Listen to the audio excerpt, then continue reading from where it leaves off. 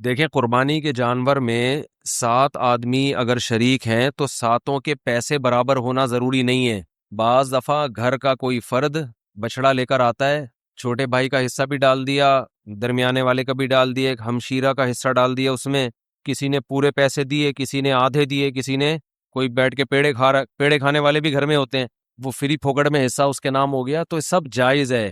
یہ ضروری ہے کہ جس کا حصہ ہے اس سے ایک دفعہ پرمیشن لے لیں، کیونکہ قربانی عبادت ہے، عبادت میں نیت ضروری ہے۔ جب اس کو اطلاع ہی نہیں ہے تو اس کی طرف سے حصہ پھر ہوگا نہیں۔ اطلاع دیں گے، بتا دیں گے تو بس یہ اس کا مطلب وہ راضی ہے۔ اس پہ منع کرنا ہوتا تو منہ سے کہہ دیتا کہ نہیں میرا حصہ نہ ڈالو، تو اتنا کافی ہے۔ سب کی طرف سے برابر پیسے شامل ہونا ضروری نہیں ہے، اور جو 7 حصے آپ ڈالیں گے سارے عاقل بالغ ہونے چاہیے، ٹھیک ہے۔ مرحومین کی طرف سے بھی قربانی جائز ہے۔ مرحومین کی طرف سے جو قربانی ہوتی ہے وہ ہوتی آپ کی طرف سے ہی ہے، لیکن اس کا ثواب مرحوم کو ملتا ہے، وہ ہوتی آپ ہی کی طرف سے ہے، اس لیے آپ اس گوشت کے مالک ہیں، کھائیں صدقہ کریں، آپ کی مرضی ہے، کیونکہ مرحوم وہ کسی عمل کا مکلف نہیں ہے، اس کا تو بیچارے عمل کا دروازہ بند ہوا تبھی تو مرحوم ہوا نا وہ، اگر وہ ابھی قربانی کر سکتا ہوتا تو مرحوم کیوں ہوتا پھر وہ؟ اور ہم بھی تھوڑے دنوں میں ہم سب نے مرحوم ہونا ہے کچھ وقت کے بعد جا کے، تو جو مرحوم کی طرف سے قربانی ہوتی ہے وہ ہوتی آپ ہی کی طرف سے، ثواب کس کو ملتا ہے؟ مرحوم کو، تو یہ بھی جائز ہے۔ نبی کی طرف سے بھی جائز ہے، زندوں کی طرف سے بھی جائز ہے، مردوں کی طرف سے بھی جائز ہے۔ نبی صلی اللہ علیہ وسلم نے کیا ایک اپنی طرف سے، ایک پوری امت کی طرف سے 2 مینڈے ذبح کیا آپ نے، تو یہ اصال ثواب کا ثبوت بھی یہیں سے ملتا ہے، تو اس لیے جائز ہے قربانی، جس کی طرف سے چاہیں کریں، جتنی چاہیں کریں، اپنی حیثیت کو، اپنی اوقات کو دیکھتے ہوئے، اپنی چادر کو دیکھتے ہوئے، اتنا نہ کریں کہ کل لوگوں سے بھیک مانگنی پڑے۔ دوسری بات، قرضہ لے کے قربانی کرنا بھی جائز ہے، سمجھتے ہیں؟ قرضہ لے کے بھی قربانی کی جا سکتی ہے، بشرطے کہ قرضہ اتارنے کی طاقت ہو۔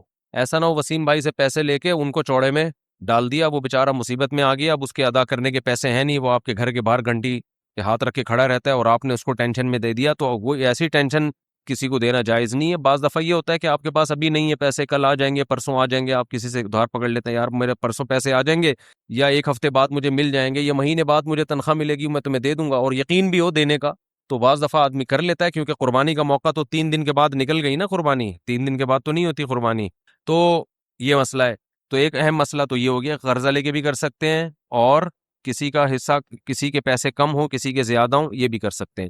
ایک اہم مسئلہ یہ بھی ہے قربانی میں کہ گائے کے جب 7 حصے ہوں گے تقسیم کے وقت، تو 7 حصوں کو تول کے تقسیم کرنا ضروری ہے، کیونکہ سود گوشت جو ہے یہ سودی اموال میں سے ہے۔ جب بھی ڈیوائیڈ کا عمل ہوتا ہے تو اصل میں یہ خرید و فروخت کا عمل ہوتا ہے، آپ اپنا حصہ اس کو بیچ رہے ہیں، اس کا حصہ اس سے خرید رہے ہیں تو آپ اپنا حصہ کسی کو بیچتے ہیں، اس کا حصہ اس سے خریدتے ہیں، تو یہ تقسیم کا عمل جو ہے نا، اصل میں یہ خرید و فروخت کا عمل ہوتا ہے۔ گوشت کو گوشت کے بدلے میں خریدا اور بیچا جا رہا ہے، تو شریعت میں جب بھی گوشت کو گوشت کے بدلے میں بیچا جائے گا تو برابر سرابر ضروری ہے۔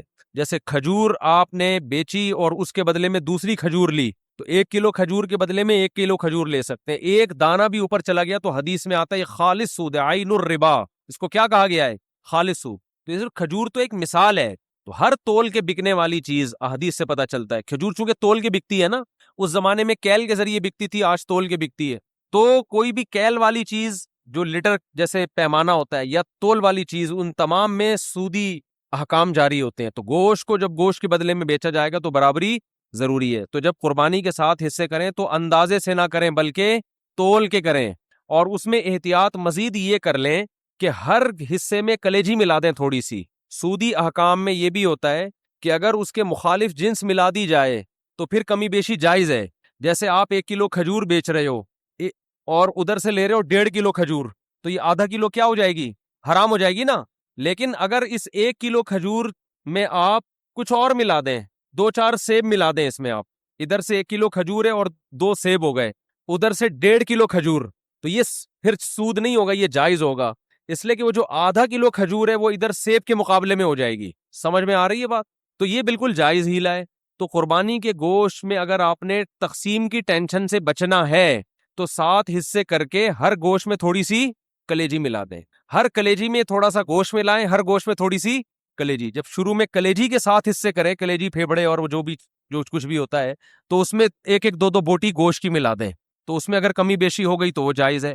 اور گوشت کے جب 60 ڈھیریاں بنائیں تو اس میں 2 بوٹیاں 3 بوٹیاں کس کی ملا دیں ہر ڈھیری میں؟ کلیجی کی. تو یہ سود سے بچنے کا ایک ہیلا ہے، تدبیر ہے.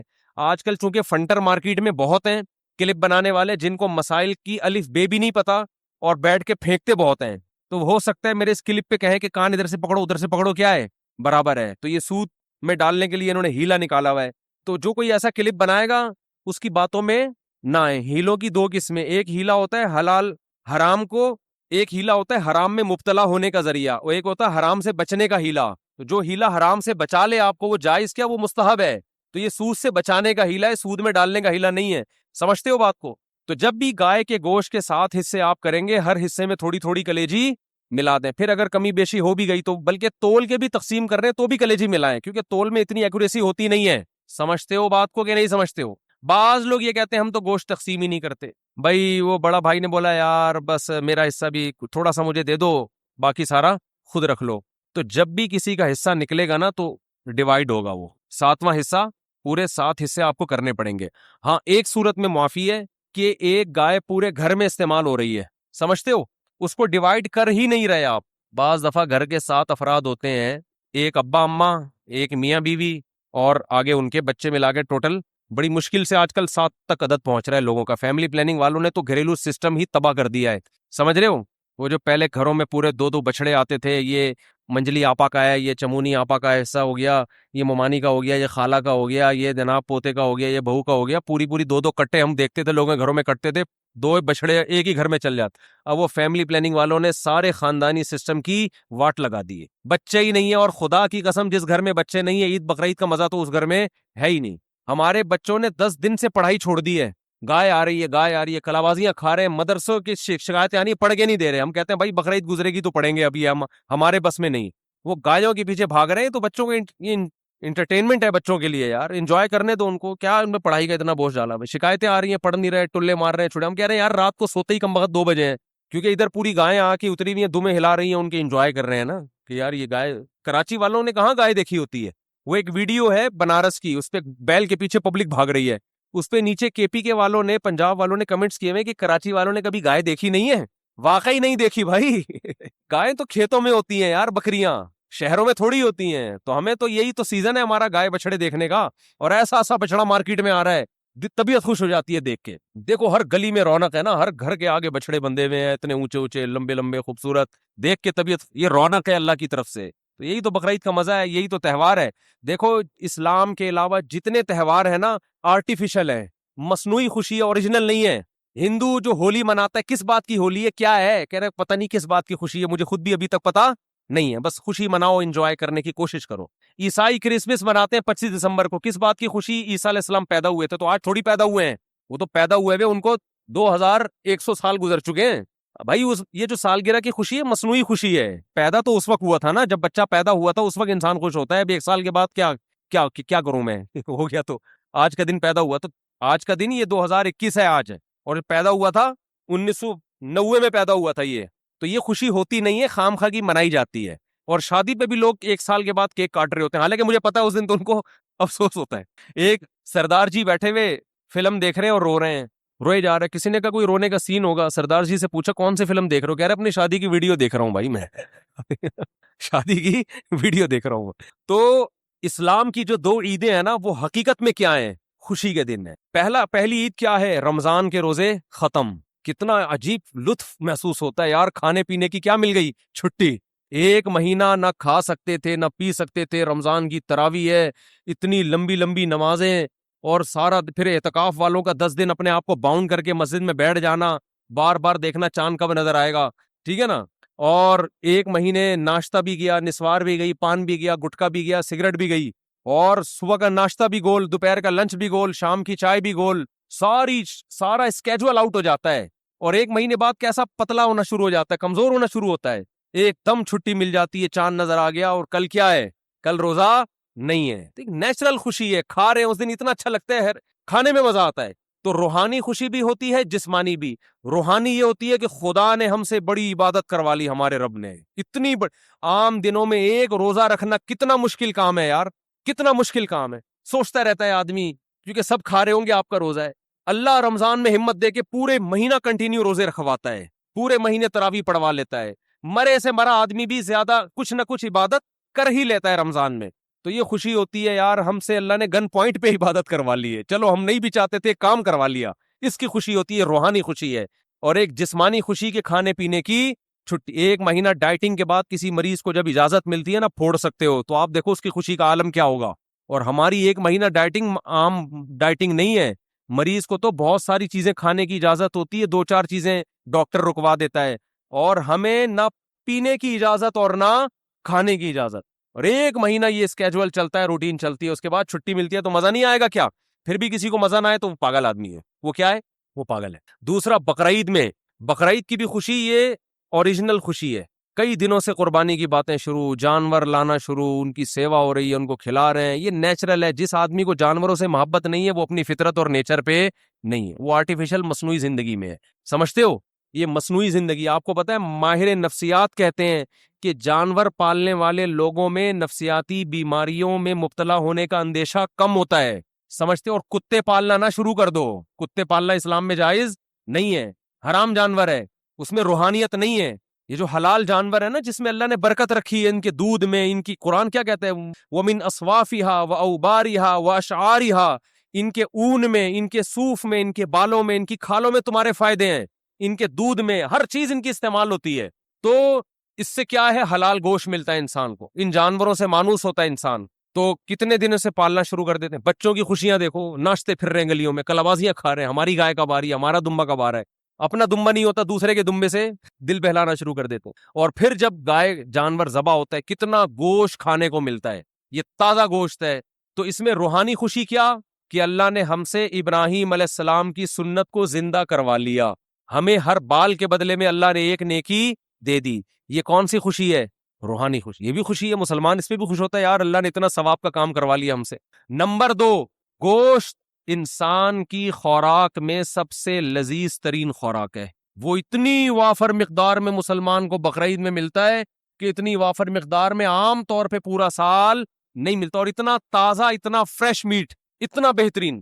اور اس میں کمال کی بات یہ کہ اس گوشت کی نسبت کس کی طرف ہے؟ اللہ کھلا رہا ہے. ہٹو بچوں، اللہ تو دال بھی کھلائے، دیکھو پورے سال بھی اللہ ہی کھلاتا ہے. نسبت اپنی طرف نہیں کرتا کہ یہ میری طرف سے الگ سے دعوت ہے، یہ میری طرف سے الگ سے کیا ہے، ضیافت ہے. اس لیے کہ یہ تو اللہ نے رزق تو سب کو دینا ہے. لیکن بقرعید میں اللہ نے روزے رکھنے کو حرام کر دیا.